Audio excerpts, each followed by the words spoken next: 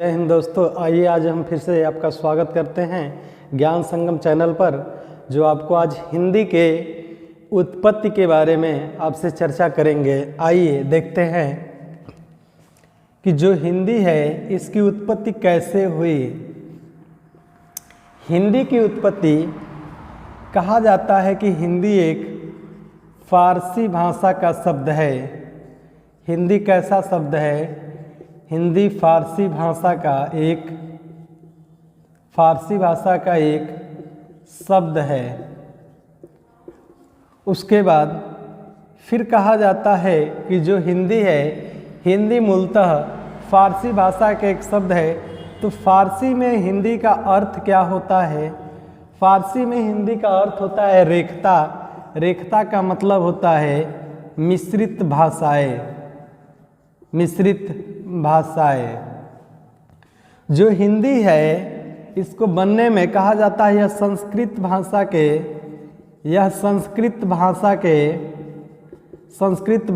के कहा जाता है कि संस्कृत भाषा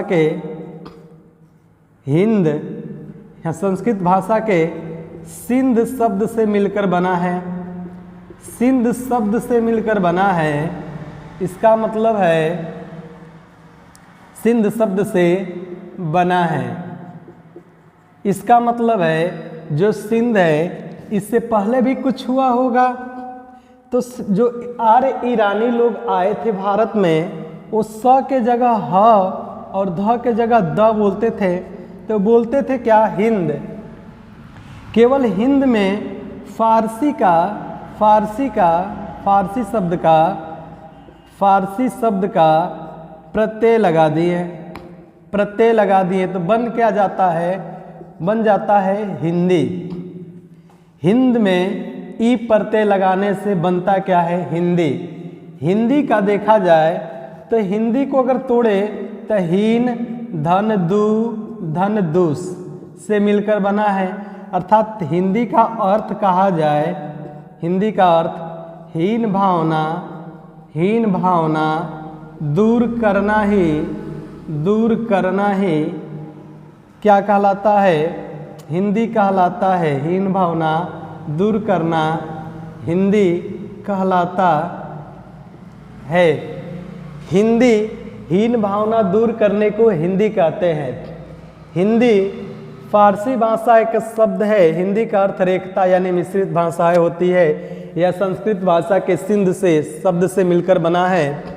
हिंद में ई प्रत्यय लगाने से बन जाता है हिंदी। हिंदी का पहला प्रयोग कहाँ मिलता है? आइए देखते हैं कि हिंदी का पहला प्रयोग अल बरूनी ने अपने ग्रंथ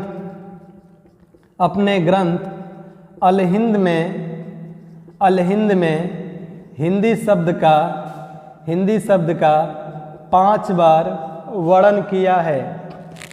अलबरनी ने अपने ग्रंथ अलहिंद में हिंदी शब्द को 5 बार वर्णन किया है।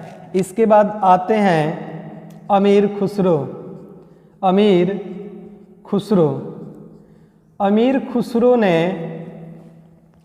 खुसरो ने इस हिंदी को उस पराकाष्ठा पर लेकर चला गया। अमीर खुसरो ने इसका सबसे अधिक पहली बार प्रयोग किसने किया? अमीर खुसरो ने। इसका प्रयोग 30 बार किया। इसलिए अमीर खुसरो ने इसका सबसे प्रथम प्रयोग किसने किया? अमीर खुसरो ने। इसलिए अमीर खुसरो ने इसका प्रयोग 30 बार किया था।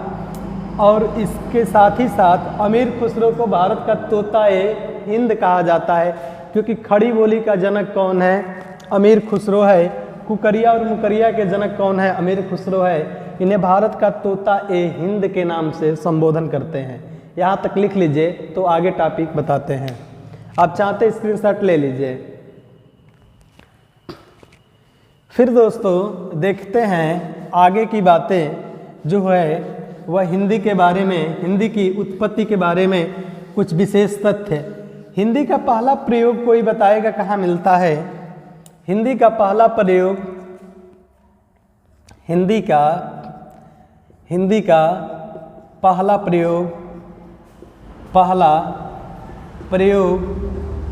जो है हिंदी का पहला प्रयोग गुजरात राज्य के, गुजरात के एक राजा थे, उनका नाम था राजा जयभट्ट। जयभट्ट के, राजा जयभट्ट के शिलालेख पर, जयभट्ट के शिलालेख पर हिंदी का वर्णन, शिलालेख पर हिंदी का वर्णन मिलता है। साथ ही साथ जो हिंदी की उत्पत्ति देखा जाए तो हिंदी की उत्पत्ति 1000 ईस्वी से माना जाता है। हिंदी की उत्पत्ति 1000 ईस्वी से माना जाता है। साथ में ये भी जानते हैं जो 19वीं सदी चल रही है, 19वीं सदी को हिंदी की सदी कहते हैं, हिंदी की सदी कहते हैं। फिर देखेंगे जो 19वीं सदी के बाद हिंदी के सदी के नाम से जानते हैं। हिंदी के सदी किस सदी को कहते हैं? 19वीं सदी को हिंदी के सदी के नाम से जानते हैं।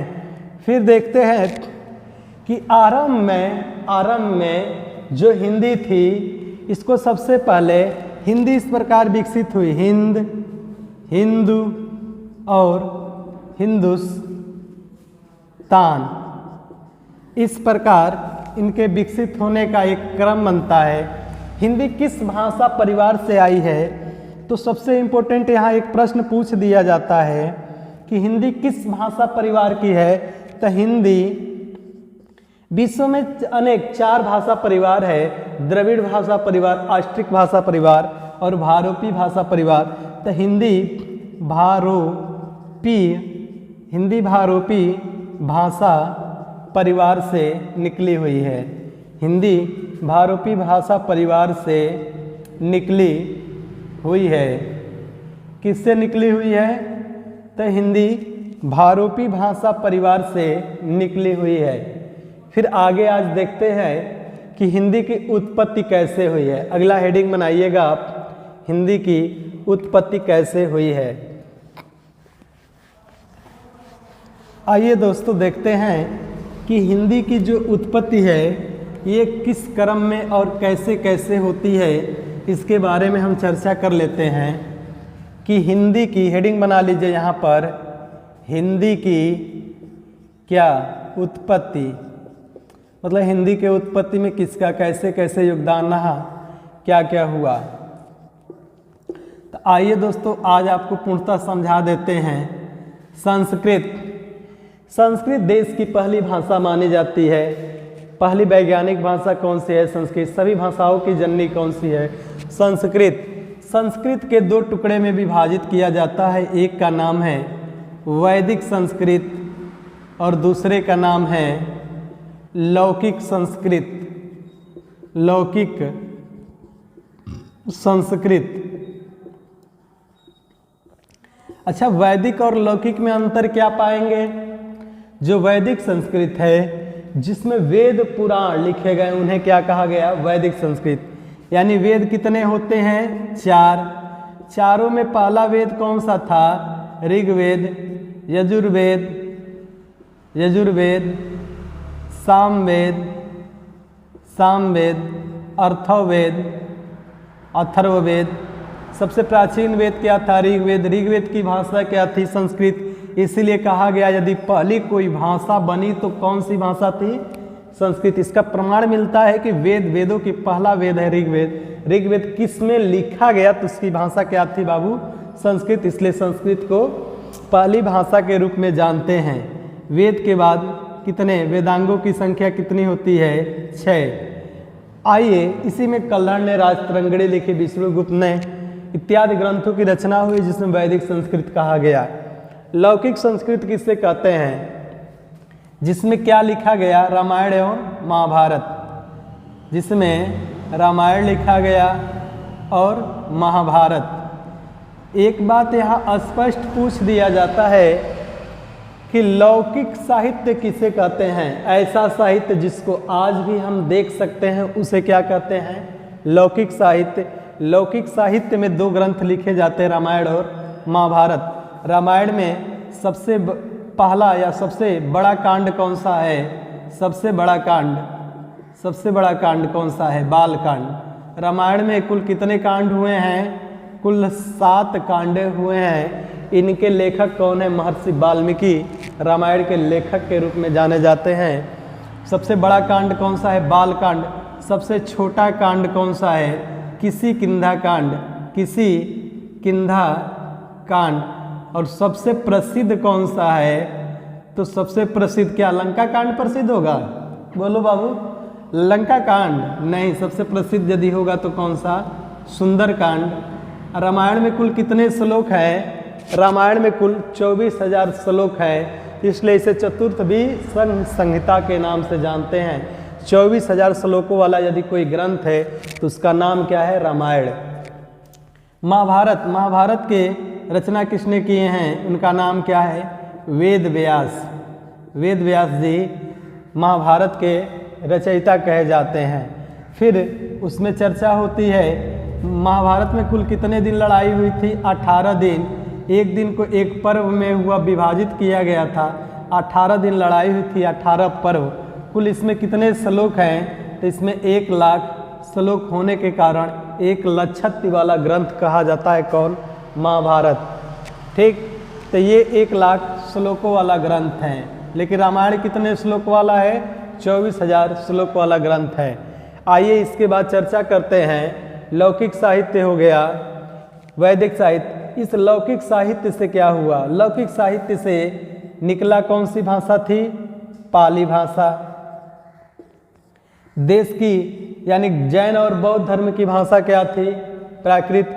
जैन धर्म बौद्ध धर्म में एक ग्रंथ लिखा जाता है त्रिपिटक, यानी बौद्ध धर्म के ग्रंथ का नाम है, पाली भाषा में क्या लिखा गया? त्रिपिटक। त्रिपिटक में 3 पिटक होते थे। कौन कौन? विनय पिटक, सूत पिटक और अभिधम्म पिटक। ये 3 पिटक की रचना किस में होती है? पाली में।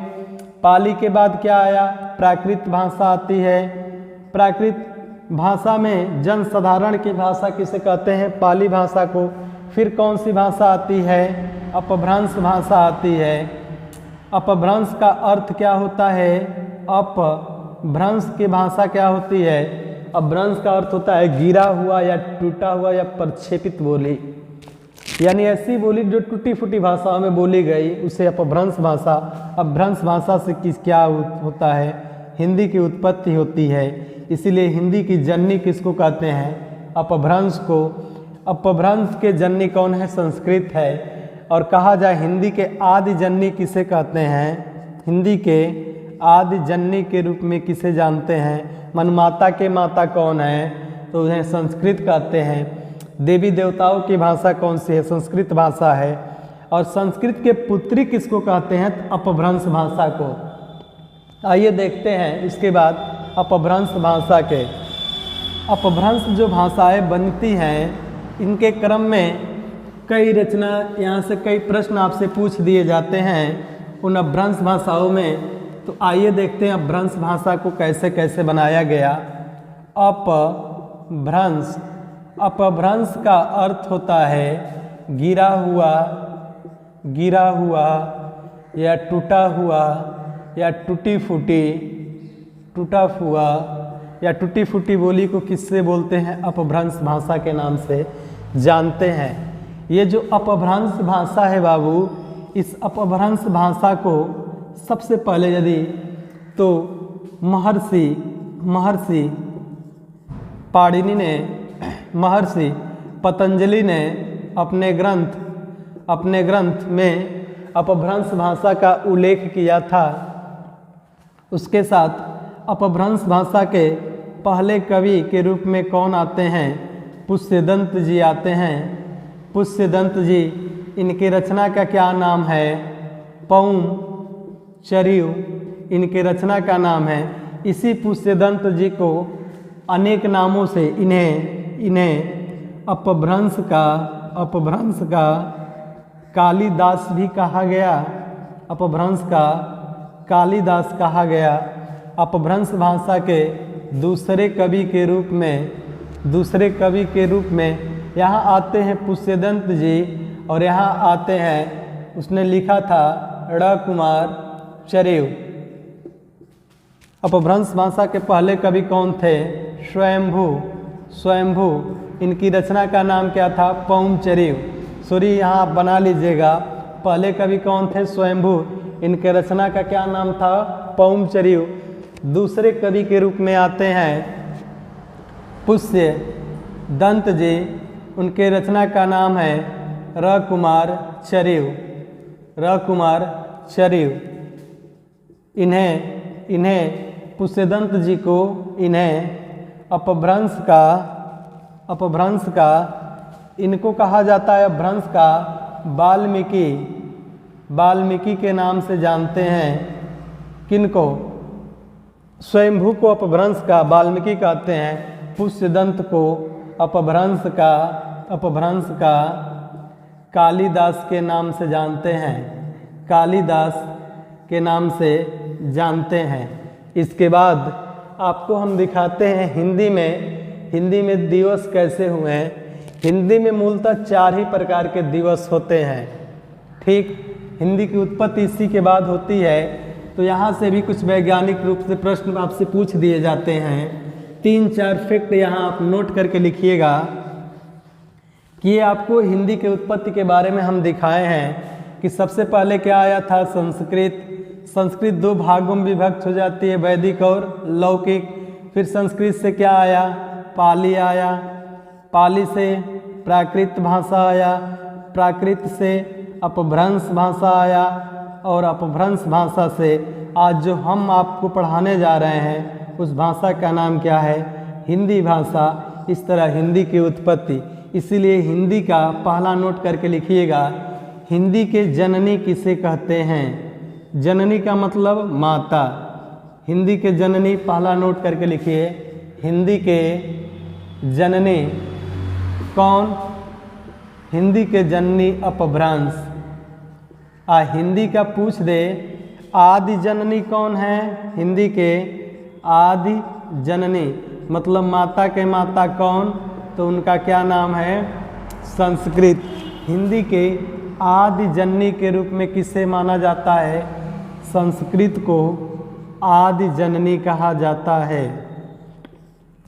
जो पाली और प्राकृत भाषा थी बहुत लंबे समय तक नहीं चली थी। लंबे समय नहीं चलने के कारण संस्कृत के पुत्री किसे कहा गया? तो अपभ्रंश भाषा को संस्कृत के पुत्री के नाम से जानते हैं। इसी अपभ्रंश भाषा को पुरानी हिंदी के नाम से भी जानते हैं। तीसरा पॉइंट करिएगा, संस्कृत भाषा के पुत्री यानी संस्कृत के पुत्री किसे कहते हैं? तो अपभ्रंश को संस्कृत भाषा के पुत्री के नाम से जानते हैं। और अपभ्रंश को पुरानी हिंदी किसे कहते हैं? पुरानी हिंदी के रूप में किसे जानते हैं? तो उसका नाम क्या है? अपभ्रंश भाषा को पुरानी हिंदी के रूप में जानते हैं। आइए हिंदी के कुछ महत्वपूर्ण दिवस के बारे में चर्चा करते हैं। कौन कौन से ऐसे दिवस हैं जो हमारे परीक्षा में पूछ दिए जाते हैं? तो हिंदी के कौन कौन से दिवस? तो सबसे पहले बात आ जाती है, उस दिवस का नाम है, यदि हिंदी के सबसे पहले दिवस, हिंदी के दिवस, आइए हिंदी के दिवस के बारे में देखते हैं। हिंदी में मूलतः 4 प्रकार के दिवस होते हैं। पहले का नाम है विश्व हिंदी दिवस। ये कब से मनाया जाता है इसके बारे में जानते हैं। ये 10 जनवरी 1975 में पहली बार यह दिवस मनाया गया था। इसे विश्व हिंदी दिवस, इस दिन प्रधानमंत्री इंदिरा गांधी के कार्यकाल था। उन्होंने अनेक देशों से बैठक बुलाई और इसमें कही यदि विश्व की एक भाषा होनी चाहिए उसका नाम हिंदी होना चाहिए। तो इसको 10 जनवरी में से प्रतिवर्ष मनाया जाता है, इसलिए 10 जनवरी को विश्व हिंदी दिवस मनाते हैं। दूसरा होता है राष्ट्रीय हिंदी दिवस। राष्ट्रीय हिंदी दिवस यह 14 सितंबर 1949 को भारत की एक राजभाषा के रूप में स्वीकार किया गया। इसको राष्ट्रभाषा नहीं, इसको राजभाषा के रूप में माना गया। राजभाषा का मतलब होता है कामकाज की भाषा। तो 14 सितंबर को प्रतिवर्ष क्या मनाया जाता है? राष्ट्रीय हिंदी दिवस। और तीसरा मातृभाषा दिवस, यह किस दिन मनाया जाता है? माँ के द्वारा सिखाई गई बोली या भाषा को मातृभाषा के नाम से जानते हैं। यह प्रतिवर्ष 21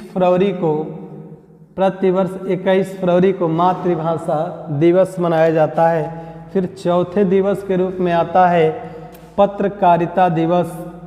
पत्रकारिता दिवस, और वो भी पत्रकारिता दिवस कैसे हैं? तो हिंदी का पहला पत्र कौन सा था? अंग्रेजी का बंगाल गजट, हिंदी का उदंत मार्तंड, जिसके लेखक है पंडित जुगल किशोर दत्त। पत्रकारिता दिवस मनाते हैं। यह 31 मई को प्रतिवर्ष 1875 में ही क्या मनाया गया था? पहली बार हिंदी में प्रकाशित होने वाला पहला पत्र कौन सा था? उसका नाम था उदंत मार्तंड। पहला हिंदी का प्रकाशित पत्र है, उदंत मार्तंड के रूप में इसको जानते हैं। इस प्रकार ये हिंदी के महत्वपूर्ण रूप से केवल ये 4 दिवस जो बहुत इम्पोर्टेंट आपके लिए साबित होंगे। फिर आपको संविधान के बारे में देखा जाए, हिंदी का संविधान के परिप्रेक्ष्य में क्या महत्व आया। जो हिंदी का संविधान के परिप्रेक्ष्य में महत्व, आइए देखते हैं। संविधान के परिप्रेक्ष्य में हिंदी का महत्व क्या होता है। हिंदी यही ही नहीं, हिंदी एक ऐसा देश है मॉरिशस जहाँ हिंदी बोली, पढ़ी और लिखी भी जाती है। एक ऐसा देश जहाँ हिंदी का सबसे ज़्यादा प्रयोग होता है, उस देश का नाम है मॉरिशस। आइए हिंदी का संविधान के परिप्रेक्ष्य में या हिंदी का संवैधानिक विकास, संवैधानिक विकास कैसे हुए हैं। संविधान के 8वीं अनुसूची में किसका वर्णन किया गया है? हिंदी का वर्णन किया गया है। 8वीं में भाषाएं होंगी। भाषाएं कैसी होंगी?